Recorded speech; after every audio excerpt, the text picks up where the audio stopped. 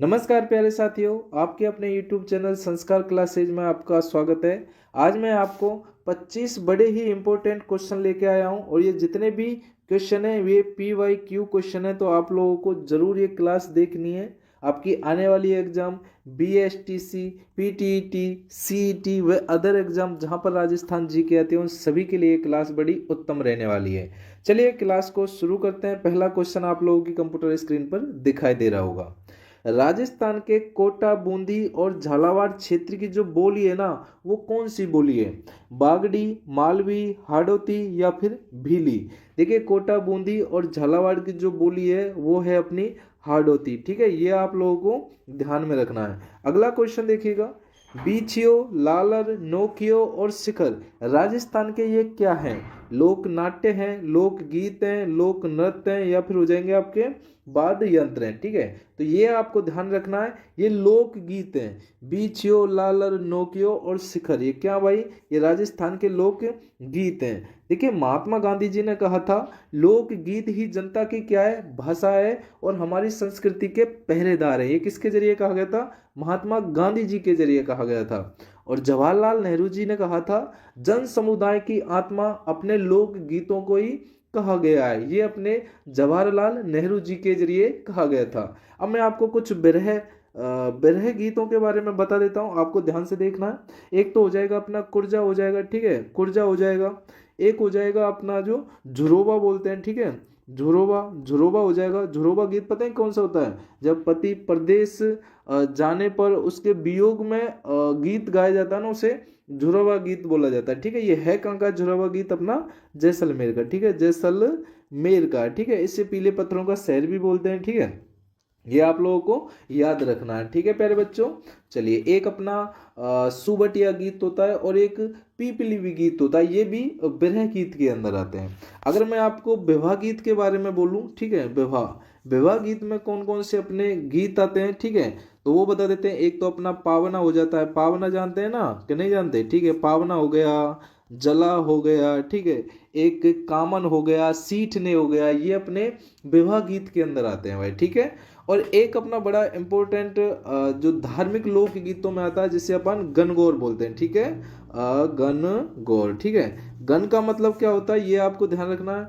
भगवान शिव से तात्पर्य है। और गौर का मतलब क्या होता है? माता पार्वती। ठीक है, ये आप लोगों को ध्यान में रखना, माता पार्वती से। लेकिन गणगौर त्योहार है ना, जो सर्व अधिक गीत जो इसी गणगौर पर्व पर गाए जाते हैं, ये आप लोगों को ध्यान में रखना है। ठीक है, चलिए अगला देख लेते हैं। राजस्थान में कौन हाथ में भाला लेकर एक योद्धा के रूप में या शांप देवता के रूप में पूजे जाते हैं?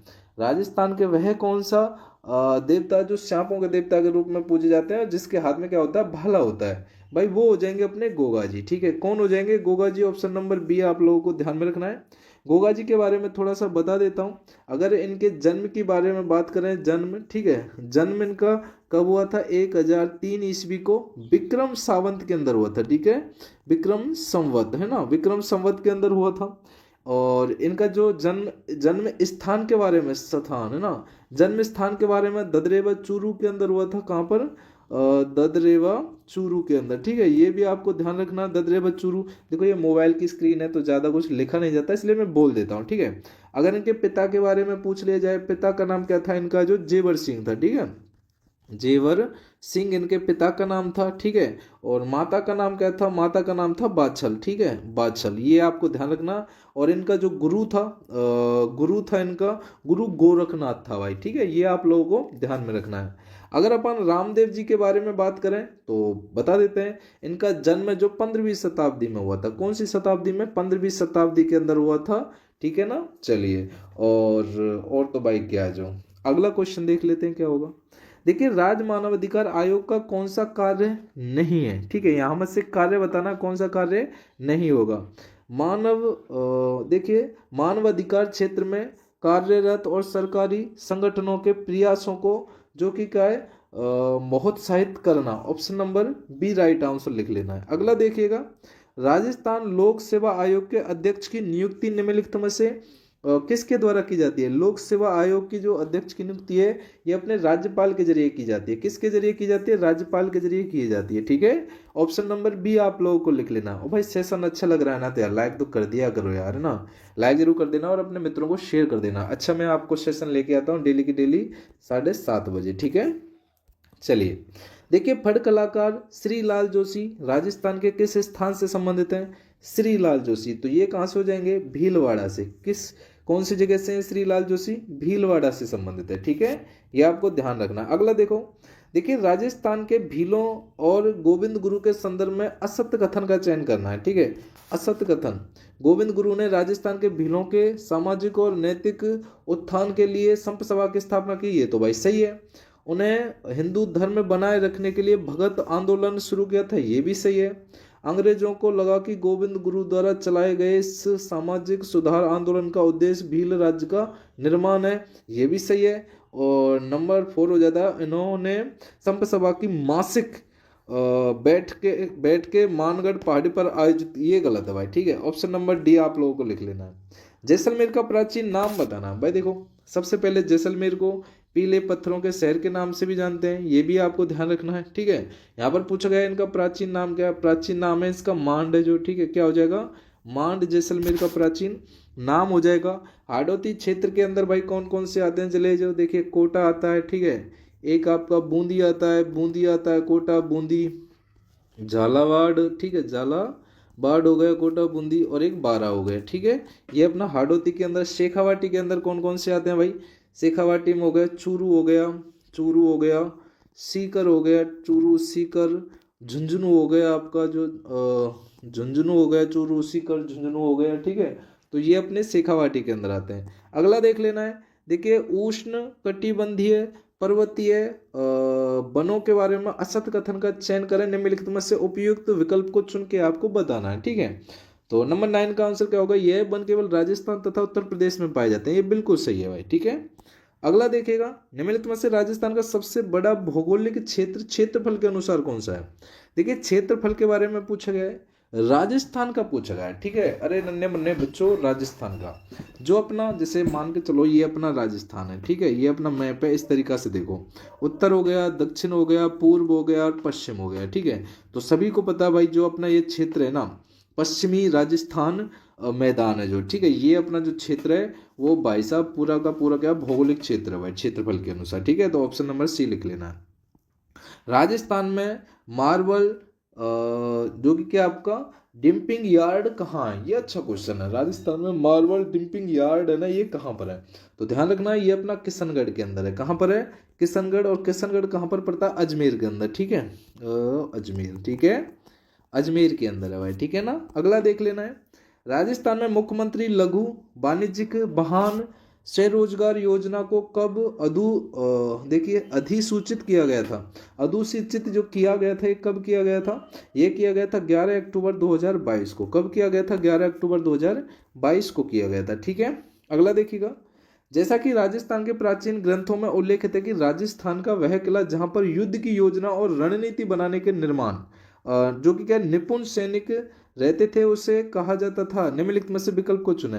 देखिए, उसे सैन्य दुर्ग बोलते थे भाई। ठीक है, सैन्य दुर्ग। और इसका सबसे बड़ा जो चित्तौड़गढ़ है ना, वो चित्तौड़गढ़ का किला बाखूबी तरीका से सारे गुणों में सर्वगुण संपन्न है भाई। ठीक है, और वो कहते हैं ना, गढ़ तो गढ़ चित्तौड़गढ़ बाकी सब गढ़ है, या तो ये चित्तौड़गढ़ है, इसे भाई साहब क्या ही बोलूं।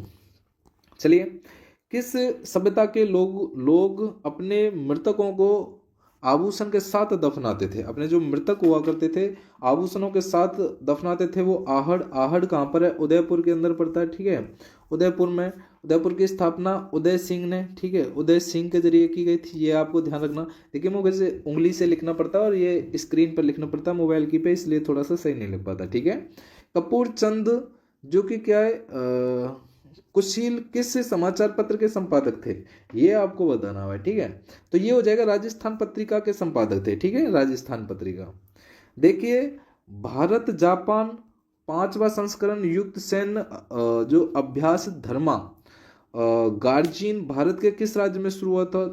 यार जाहिर सी बात है, ये अपना राजस्थान के अंदर ही शुरू हुआ था भाई। ठीक है, चलिए अगला देखिएगा, राजस्थान की वह नदी जो अरब सागर में गिरती है, ये अच्छा क्वेश्चन है, अरब सागर में जो गिरती है वो कौन सी नदी है, अच्छा क्वेश्चन है आप लोगों के लिए, ठीक है। तो लूनी नदी है ना, लूनी नदी, ठीक है, ऑप्शन नंबर ए, ये अरब सागर के अंदर जाकर गिरती है। अगला देखिएगा, राजस्थान में थेवा कला निम्नलिखित में से किससे संबंधित है, जो थेवा कला है ना, सबको पता है थेवा कला प्रतापगढ़ जाना जाता है थेवा कला के लिए, है ना।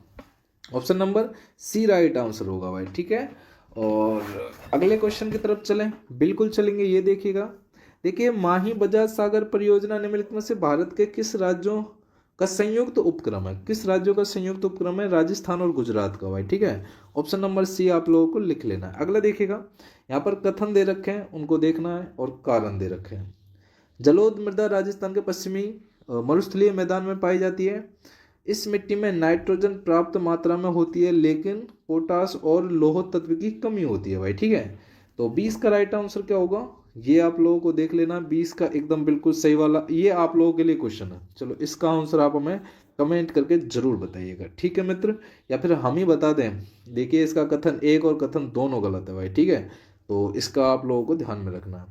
देखिए भडला, भडला सोलर पार्क राजस्थान के किस स्थान में, ये बहुत अच्छा क्वेश्चन है, भडला के बारे में पूछा गया है, तो भडला का संबंध किससे हो जाएगा भैया, एक मिनट दोबारा देख लो, ये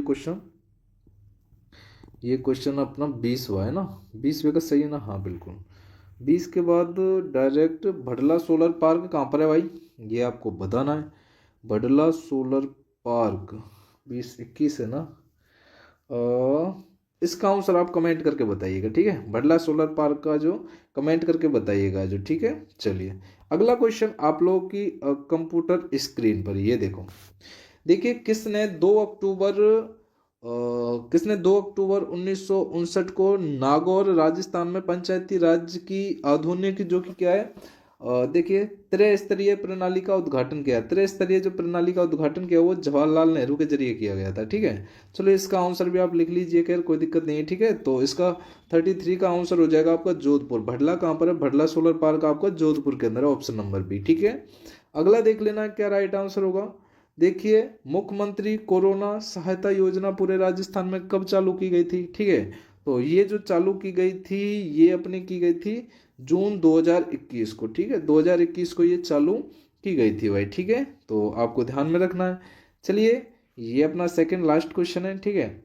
अर्थव्यवस्था को बढ़ावा देने और राज्य सरकार से मंजूरी लेने के लिए राजस्थान सूक्ष्म लघु और मध्यम उद्यान राजस्थान और प्रवर्तन का देखिए सुकृतीकरण